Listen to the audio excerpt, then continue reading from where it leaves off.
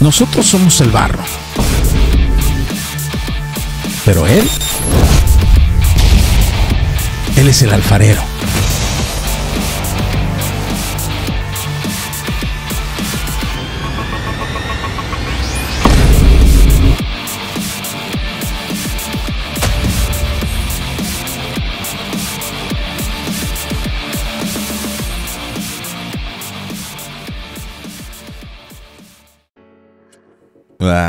En los últimos videos he insistido en decirles esto, que Dios nos habla, que Dios le habla al hombre y lo ha hecho desde el pasado, y que nos ha hablado polímeros en muchos segmentos y nos ha hablado politropos en muchas maneras, pero el mensaje siempre ha sido el mismo, se los he repetido, y ya mencionamos que eso no significa sino esto.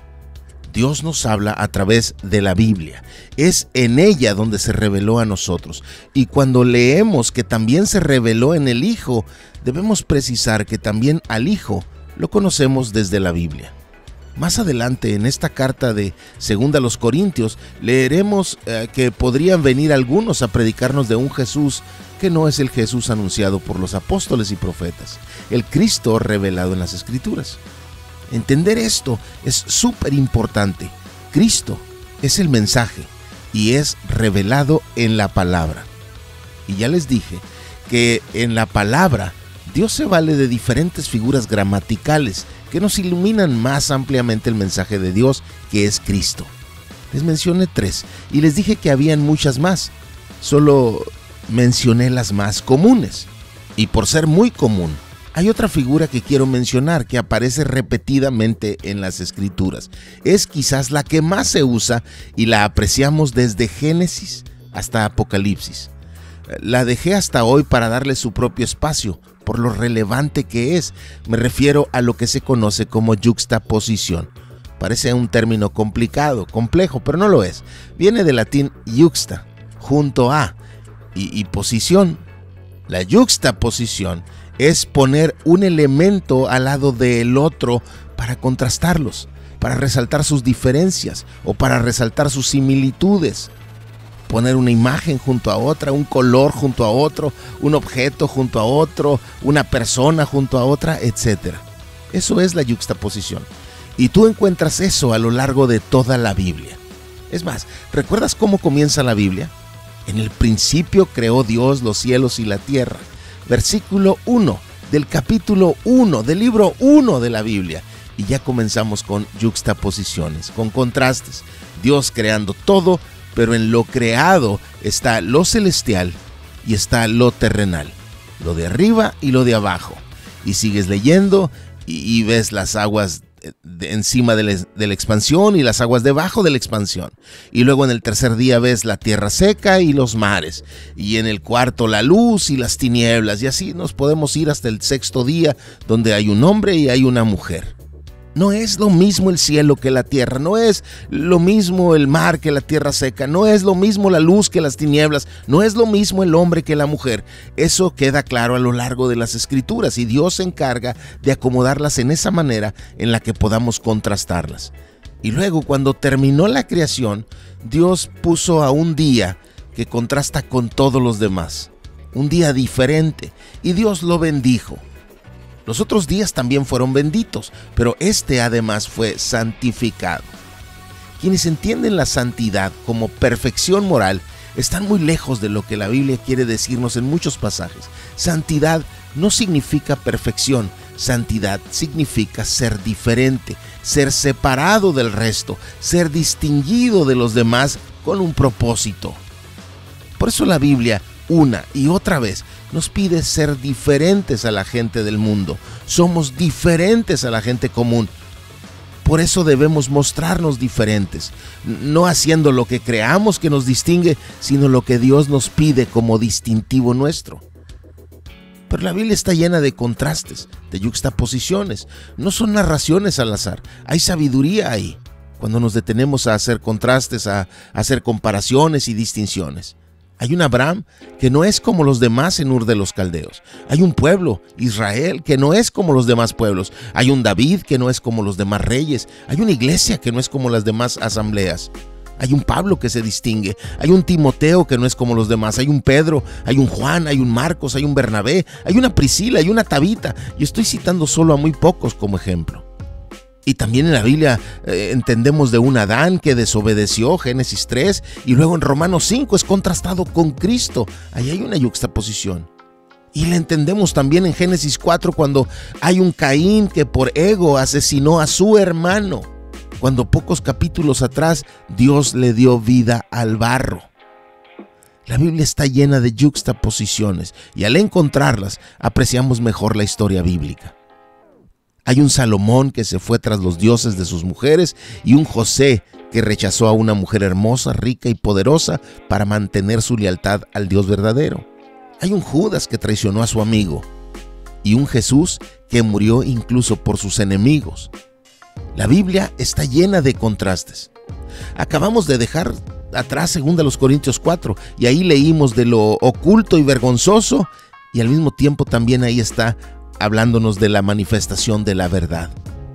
Leímos de gente que no puede ver el resplandor del Evangelio y leímos de otros en quienes Dios resplandeció en sus corazones.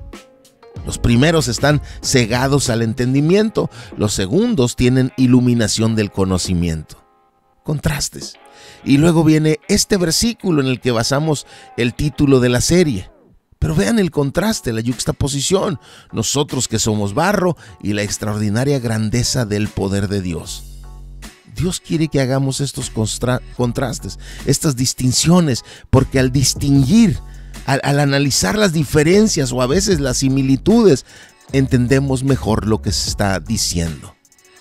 Más abajo, leemos de un hombre exterior que va decayendo y un hombre interior que se renueva de día en día. Luego vemos el contraste entre esta aflicción leve y pasajera y ese eterno peso de gloria que sobrepasa toda comparación. Luego un contraste entre las cosas que se ven y las cosas que no se ven, lo temporal y lo eterno. Es maravilloso lo que entender y observar esto aporta a nuestra lectura, a nuestro entendimiento de la narración bíblica. Y cuando todo eso lo cuidamos, podemos apreciar mejor los pasajes como este que angustia a muchos creyentes. Y lo podemos disfrutar y apreciar mejor porque lo podemos distinguir de otros con el que muchos los confunden, o de otros temas o asuntos. Miren, dice, porque todos nosotros debemos comparecer ante el tribunal de Cristo para que cada uno sea recompensado por sus hechos estando en el cuerpo, de acuerdo con lo que hizo, sea bueno o sea malo. Este es un pasaje escatológico, es decir, de algo que sucede en los tiempos finales. Y la escatología bíblica es muy clara en muchos asuntos que son los importantes, pero hay cierta ambigüedad o poca claridad en otros, y hay un silencio muy obvio en otros. Hay cosas en la escatología que no podemos, o más bien no debemos, enseñar como verdad absoluta. Pero eso solo sucede en los asuntos menores. Por ejemplo, el día y la hora nadie la sabe. Y aún así personajes por todos lados que han engañado a muchos haciéndoles creer que ellos conocían las fechas del calendario escatológico de Dios. Hace poco, hace unos días, hubo otro más de esos casos. No sabemos el día, no sabemos la hora. Pero ese es el detalle menor. Lo que sí sabemos es que el Señor mismo descenderá del cielo con voz de mando, con voz de arcángel y con la trompeta de Dios, y los muertos en Cristo se levantarán primero. Y sabemos que entonces los que aún estén vivos y que permanezcan serán arrebatados en las nubes juntamente con los que murieron en Cristo, para todos ir al encuentro del Señor en el aire y así estar con Él para siempre. No sabemos el día, no sabemos la hora, pero sí sabemos eso. Y sabemos también que no vendrá sin que primero venga la apostasía y sea revelado el hombre de pecado. Así es la escatología. Tiene detalles muy precisos y otros más ambiguos, porque así le plació a Dios darlos a conocer. Deuteronomio 29 dice que las cosas secretas pertenecen a Dios, pero las reveladas nos pertenecen a nosotros. Dios no nos dijo todo lo que hay, pero nos dijo lo que necesitamos saber. Con eso en mente, regresemos aquí a una promesa de que todos nosotros vamos a comparecer ante el tribunal de Cristo, donde cada uno cada uno será recompensado, donde cada uno recibirá el pago de acuerdo a sus obras. En Apocalipsis 20 leemos lo que se conoce como el juicio del gran trono blanco. Dice: vi un gran trono blanco y a aquel que estaba sentado en él, de cuya presencia huyeron la tierra y el cielo, y no se halló lugar para ellos. También vi a los muertos, grandes y pequeños, de pie delante del trono, y los libros fueron abiertos. Otro libro fue abierto, que es el libro de la vida, y los muertos fueron juzgados por lo que estaba escrito en los libros, según sus obras. Aquí nacen diferentes perspectivas. Hay quienes aseguran que el juicio del gran trono blanco y el tribunal de Cristo se refieren a dos eventos diferentes que suceden en momentos distintos de la historia escatológica, o de tiempos escatológicos, de tiempos al fin, pero en diferentes momentos. Puede ser. Pero en la escatología debemos mantener nuestras fronteras flexibles en aquello en lo que no hay expresa claridad bíblica.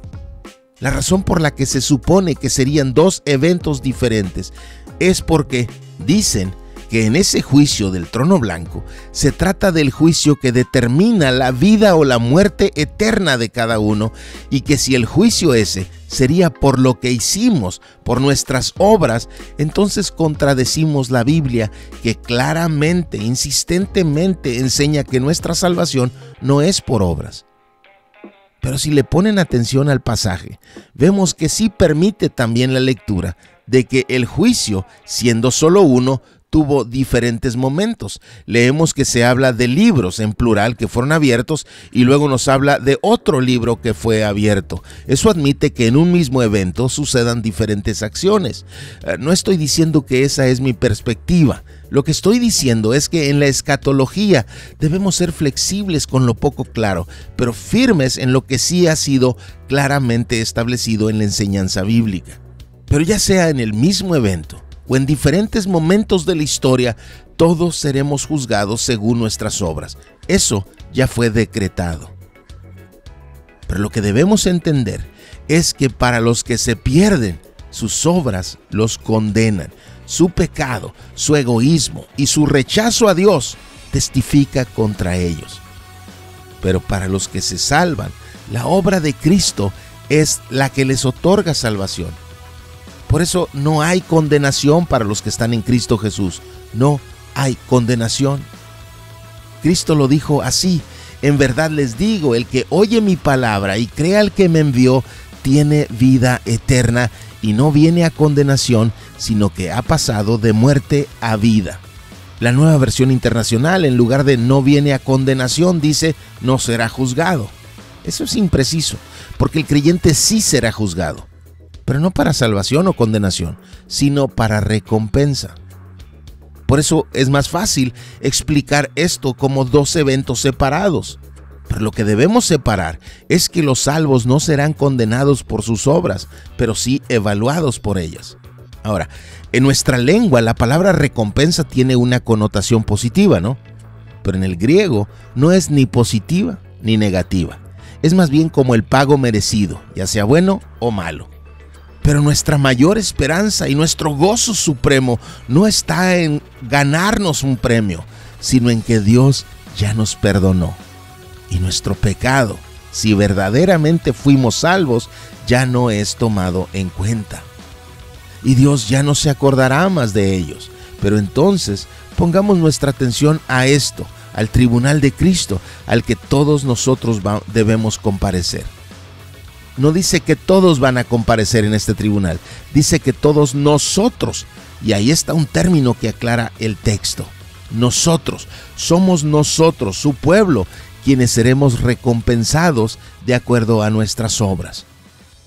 Pero noten los términos: nosotros, en plural, compareceremos, pero el pago será algo individual, dice cada uno.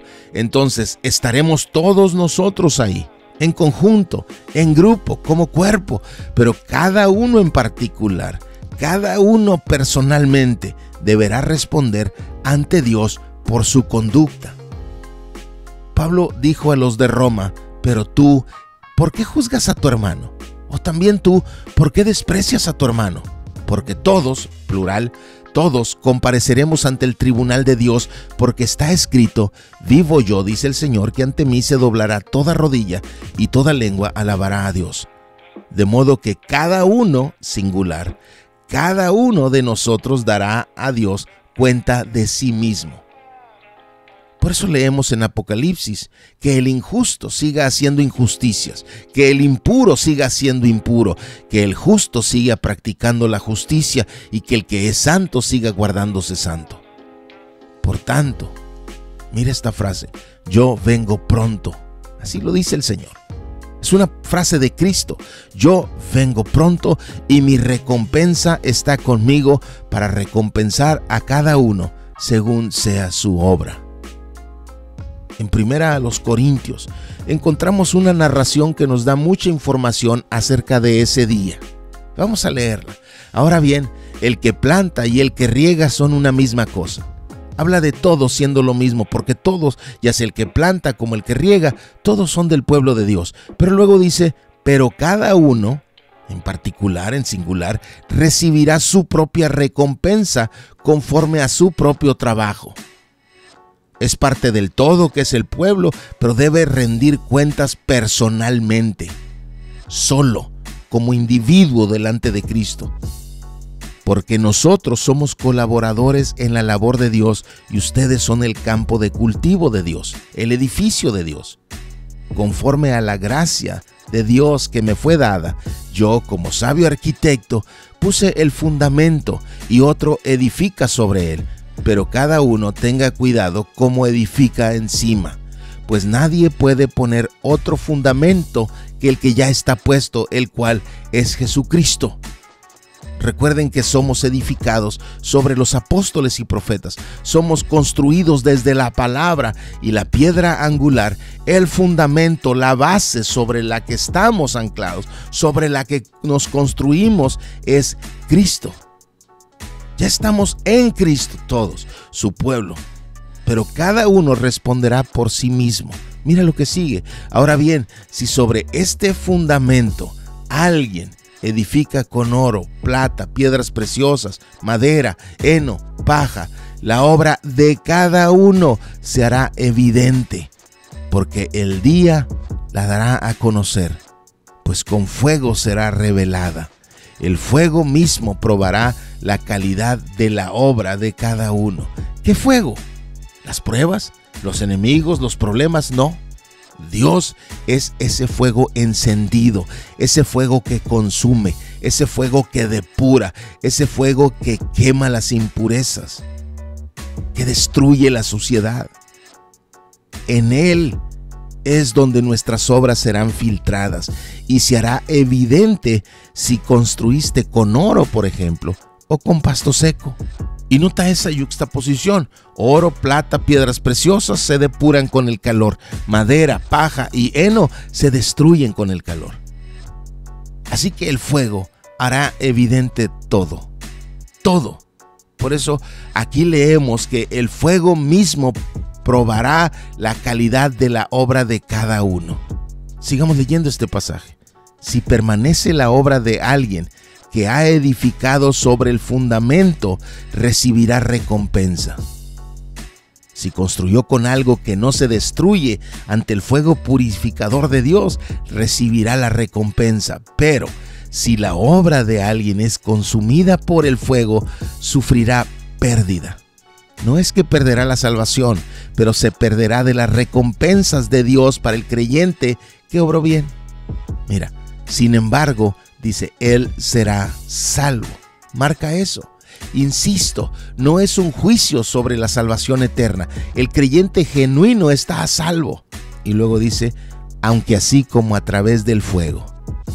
Pero no se adelanten a suponer. Les leo esta advertencia del apóstol. Por tanto, no juzguen antes de tiempo, sino esperen hasta que el Señor venga, el cual sacará a la luz las cosas ocultas en las tinieblas y también pondrá en manifiesto los designios de los corazones. Entonces, cada uno recibirá de parte de Dios la alabanza que le corresponde. Así que cuando leemos esto, Debemos entender que el mensaje es claro. Todos nosotros compareceremos delante del Señor y recibiremos el pago conforme a nuestras acciones. Ya les he dicho que me sorprende mucho gente que se angustia más de saber que su pecado, que su falla, que su error sea conocido por sus amigos o por su familia o por sus hijos o por su esposa o por el pastor o por otros hermanos o qué sé yo.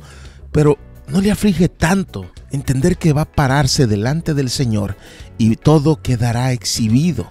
Que Dios sacará a la luz todo eso que está en oscuridad y pondrá en manifiesto lo que había en nuestros corazones.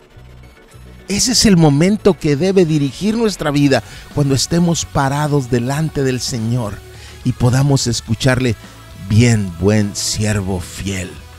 Ahora, no queda del todo claro los premios que aparecen en la Biblia.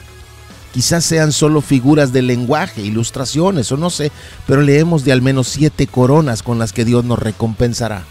Puede ser algo literal o puede ser algo simbólico de algo más. No lo sabemos con seguridad, pero lo que sí sabemos es que las aflicciones que enfrentamos aquí en la tierra producen en nosotros un peso de gloria eterno e incomparable. Por eso fijamos nuestra atención en la eternidad y no en lo temporal. Por eso, ya sea si pensamos en la muerte, como en el video anterior, o pensamos en lo que seguirá a la muerte al comparecer delante de Cristo para recibir nuestra recompensa, debemos entender que sea lo que sea, si vivimos, para el Señor vivimos, y si morimos, para el Señor morimos. Por tanto, ya sea que vivamos o que muramos, le pertenecemos a Cristo, y Él nos premiará al final de todo.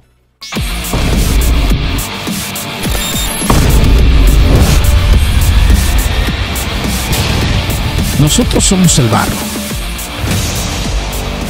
Él es el alfarero.